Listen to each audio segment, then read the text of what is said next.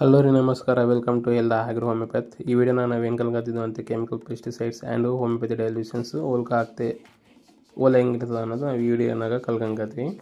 ಫಸ್ಟಿಗೆ ನಾವು chemical pesticides ಅನ್ನೋದು ಹೋಲ್ಕ ಆಗ್ತೆ ಹೆಂಗಿರ್ತದೋ ನಾವು ಫಸ್ಟ್ ಕಲ್ಕೋಣ.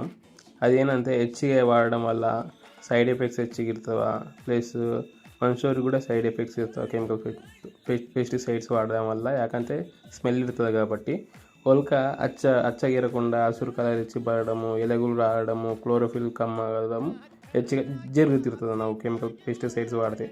అదే హ్యాగ్రో హోమియోపతి మందులు వాడితే ಹೊಲ ಅನ್ನೋದು ಚೆನ್ನಾಗಿ ಒದಗಿರ್ತದೆ. హ్యాగ్రో హోమియోపతి డైల్యూషన్స్ వాడడం వల్ల క్లోరోఫిల్ ఎలాగిద్ద క్లోరోఫిల్ ಅನ್ನೋದು ఎటువంటి ఎఫెక్ట్ కాకుండా మనుషులకు ఎటువంటి సైడ్ ఎఫెక్ట్స్ ಬರకుండా ಸ್ಮೆಲ್ ಇರೋಕ್ಕಿಲ್ಲ.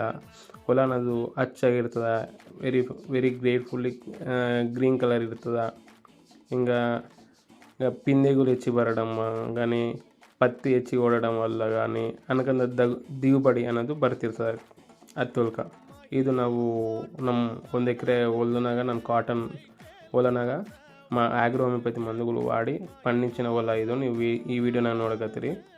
అనకంದ స్థాయిನಾಗ దిగుబడి పడుతుందా, ఎలగులు ಹೋಗ್ತಾ ಇರ್ತವೆ, క్లోరోఫిల్ ఎటువంటి ఎఫెక్ట్ ಹಾಕಿಲ್ಲ, భూమి సారం కూడా ఎటువంటి ఎఫెక్ట్ ಹಾಕకుండా ಭೂమి దిగుబడి కూడా ಹೋಗ್ತಾ ಇರ್ತದೆ.